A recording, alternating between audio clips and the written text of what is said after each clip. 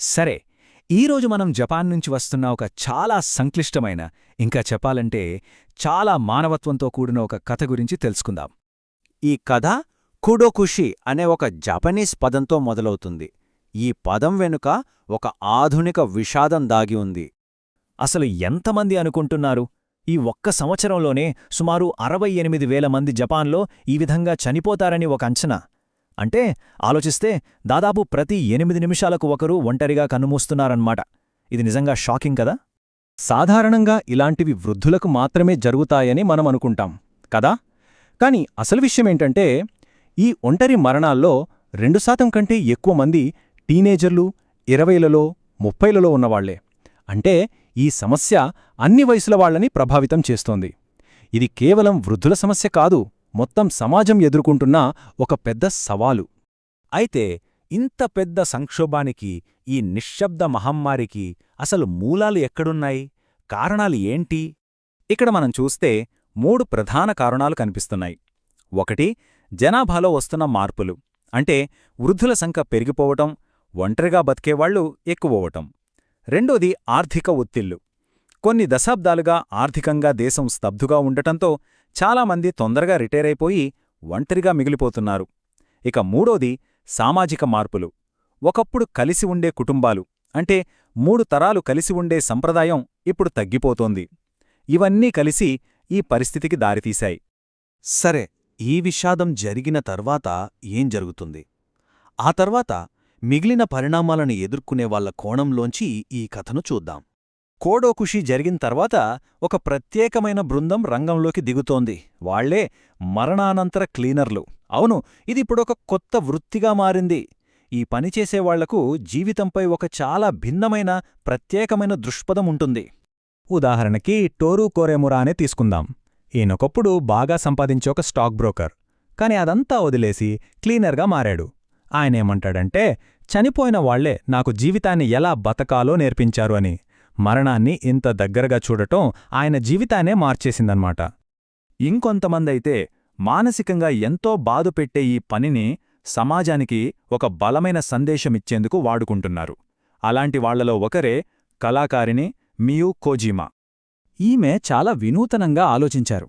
తను శుభ్రం చేసిన గదులు ఎలా ఉండేవో వాటిని అచ్చం అలాగే చిన్న చిన్న బొమ్మల్లా, అంటే సూక్ష్మ నమూనాల్లా తయారుచేస్తోంది. ప్రతి చిన్న విషయాన్ని కూడా ఎంతో జాగ్రత్తగా చూపిస్తోంది. ఈ మోడల్స్ను ఎగ్జిబిషన్స్లో, పుస్తకాల్లో ప్రదర్శిస్తోంది. దీని వెనుక ఆమె ఉద్దేశమేంటంటే, ఒంటరి మరణం గురించిన అపోహలను తొలగించడం, ఇంకా ముఖ్యంగా అక్కడ చనిపోయిన వాళ్లది కూడా ఒక జీవితమే అని, వాళ్లకు ఒక కథ ఉంది అని ప్రపంచానికి చూపించడం.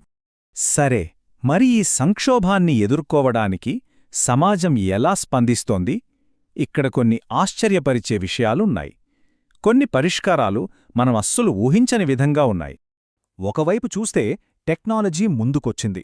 ఒంటరిగా బతికేవాళ్లను జాగ్రత్తగా గమనించడానికి హైటెక్ మార్గాలు వచ్చాయి. ఉదాహరణకు ఇంట్లో కదలికలను, ఉష్ణోగ్రతను పసిగట్టే రోబోట్లు, రోజూ వాడే స్మార్ట్ టీవీలు, వంటపాత్రలు, వాటి వాడకంలో తేడా వస్తే అలర్ట్ పంపే సిస్టమ్స్, చివరికి మాట్లాడే బొమ్మ ఎలుగుబంట్లు కూడా ఉన్నాయి, తోడుగా ఉండటానికి వాయిస్ మెసేజ్లు పంపడానికి. ఇదంతా ఒకవైపు. కాని మరోవైపున్న పరిష్కారం టెక్నాలజీకి పూర్తి వ్యతిరేకం. ఒకవేళ ఆ పరిష్కారం టెక్నాలజీ కాకుండా జైలు అయితే? వినడానికి ఆశ్చర్యంగా ఉంది కదా. దీన్నే గ్రే క్రైమ్ అని పిలుస్తున్నారు. అంటే వృద్ధులు కావాలనే చిన్న చిన్న నేరాలు చేస్తున్నారు. షాపుల్లో దొంగతనాల్లాంటివి. ఎందుకో తెలుసా? జైలుకు వెళ్లాలని. ఎందుకంటే వాళ్లకు బయట ఒంటరితనం, పేదరికం కంటే జైల్లో ఉండటమే మేలనిపిస్తోంది. వాళ్ళు జైల్ని శిక్షగా చూడట్లేదు, ఒక ఆశ్రయంగా చూస్తున్నారు. ఈ విషయం ఎంత తీవ్రంగా ఉందంటే, జపాన్లో జరిగే మొత్తం నేరాల్లో ఇప్పుడు 65 పైబడిన వాళ్ల వాటా ఏకంగా 20%. అంటే ప్రతి 5 నేరాల్లో 1 వృద్ధులే చేస్తున్నారు. ఇది నిజంగా ఆలోచించాల్సిన విషయం. అయితే ఇన్ని జరుగుతున్నప్పుడు ఒక ముఖ్యమైన మార్పు కూడా వస్తోంది.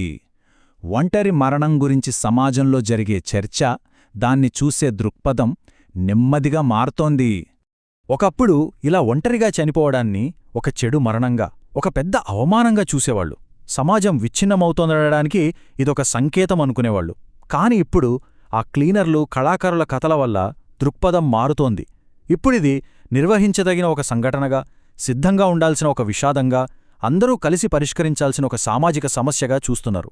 అవమానం నుంచి అంగీకారం వైపు సమాజం అడుగులు వేస్తోంది. ఈ మార్పుకు కొన్ని ఉదాహరణలు కూడా ఉన్నాయి.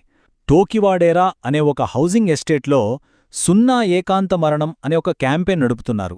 వాలంటీర్లు గస్తీ తిరుగుతారు, మోషన్ సెన్సార్లు పెట్టి చూస్తుంటారు. అలాగే ఒకినావా అనే ప్రాంతంలో మోయి అనే ఒక సంస్కృతి ఉంది. అంటే ఇరుగుపొరుగు వాళ్లు ఒకరికొకరు సహాయం చేసుకునే ఒక పాత పద్ధతి.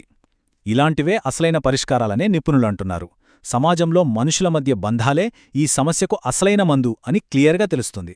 చివరిగా జపాన్ కథ మనకొక హెచ్చరిక మాత్రమే కాదు, ఒక పిలుపు కూడా. ఇది మన సమాజాల గురించి మనల్ని మనం వేసుకోవలసిన ఒక ముఖ్యమైన ప్రశ్నను మన ముందు ఉంచుతోంది. ప్రపంచవ్యాప్తంగా ఒంటరిగా జీవించేవాళ్ల సంఖ్య రోజురోజుకీ పెరుగుతోంది. ఇలాంటి పరిస్థితుల్లో మన చుట్టూ ఉన్నవాళ్లు ఎవరూ అలా ఒంటరిగా మిగిలిపోకుండా, మర్చిపోబడకుండా చూసుకోవడం మన అందరి బాధ్యత కాదా?